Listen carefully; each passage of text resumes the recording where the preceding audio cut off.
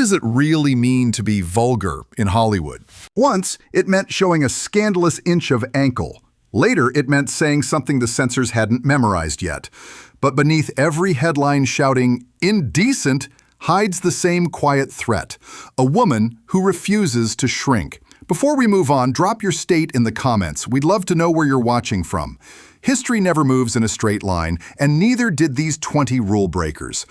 Let's start with a blonde who revved engines at the drive-in and end with the grand gal who taught everyone how to turn condemnation into cash. Marilyn Monroe, sex symbol or scapegoat? Gold lame so tight she couldn't sit, a potato sack photo shoot to mock her critics, and a walk in Niagara nearly sliced by censors. She read Dostoevsky backstage, but press only asked about wardrobe malfunctions. A sex symbol becomes a thing, she sighed, but she made that thing immortal. Clara Bow, the original it girl.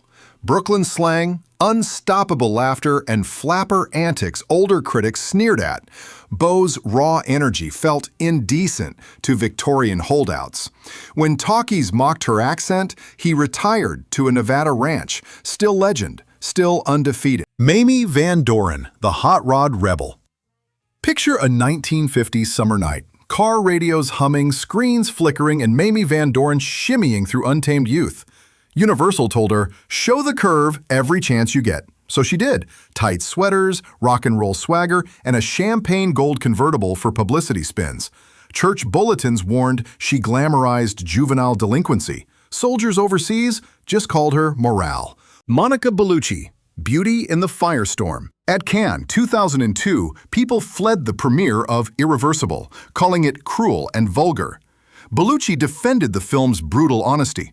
Fluent in 3 languages, she quoted philosophers on red carpets, proving a woman can be both disarming elegance and unsparing truth. Angelina Jolie.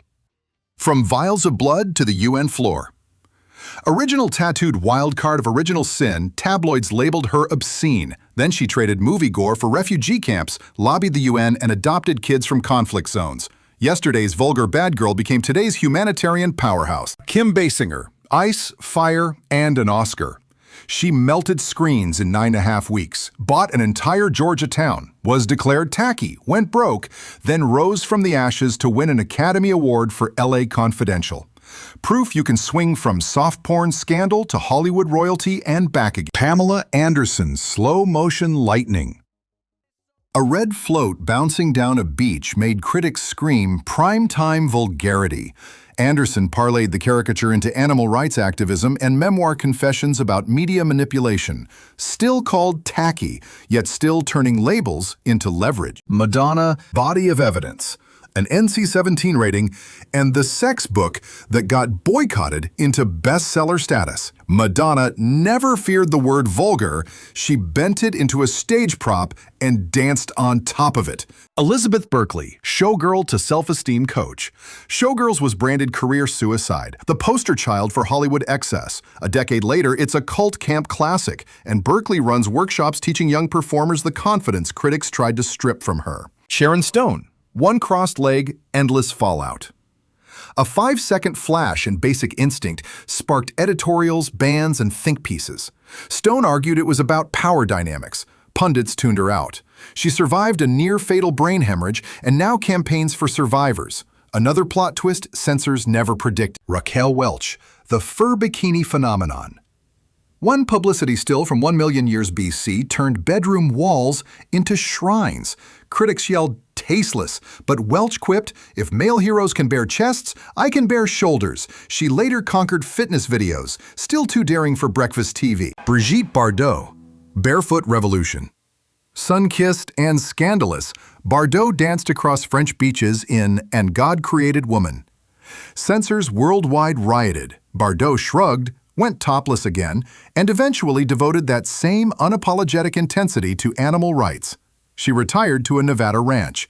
Still legend, still undefeated. Rita Hayworth, One Glove, global uproar. Striptease by suggestion in Gilda. One glove slid off and moral guardians panicked. Soldiers papered barracks with her photo. Chaplains called it damaging. Hayworth. Men go to bed with Gilda, but wake up with me. Betty Page. Whips, bangs, and synod hearings. That leopard print bikini and playful bondage shorts hit a 1957 obscenity panel. Page giggled on film, baked cookies off set, and vanished into anonymity, only to return as a 1990s empowerment icon. Yesterday's filth is today's coffee mug chic. Hedy Lamarr, naked genius. Skinny dipped in ecstasy. Nearly had her footage seized at customs. Meanwhile, she invented frequency hopping tech during World War II. Critics ogled. Historians later hailed her as the mother of Wi-Fi, the most brilliant, vulgar woman in cinema. Jane Mansfield, the wardrobe malfunction queen. She didn't stumble. She planned it. A low-cut gown accidentally spilling out sent flashbulbs into frenzy. Britain banned her cabaret. She toured with a heart-shaped bathtub anyway and quoted Aristotle between shows. Marlene Dietrich, suit, top hat, scandal. 1930s Berlin cabaret star who kissed a woman on screen in Morocco and wore tailcoats like armor. Asked about gender-bending wardrobe, she smirked, "Clothes have no sex." The censors lost, the legend remained. Feda Bata, silent film Serpent Studio publicists called her name an anagram for Arab death, draped her in snakeskins, and let church groups do the advertising. Small-town theaters refused her. Rail cars of teenagers found a way in. The original vampire of cinema. Jean Harlow, platinum sin. Bleached hair like frost, silk slips, and slang sharper than a dock worker's. Dubbed the girl who made sin shimmer, Harlow laughed off the label. Is that today's word? Yesterday they called me worse. Mae West, Mother Superior of Shock. She wrote Diamond Lil, laced every line with innuendo and joked, "Censorship made me rich." From banned radio sketches to box office gold, West proved outrage is profitable and absolutely irresistible. Call it vulgar, immoral, or indecent. Each era invents new synonyms for too much woman. Yet time keeps proving the label says more about the accuser than the accused. Every protest sign, pearl clutch, or moral crusade only spotlighted these women harder, and each turned that spotlight into a superpower. So next time someone hurls the word vulgar, remember, it might just be their fear talking, fear of a woman who refuses to shrink.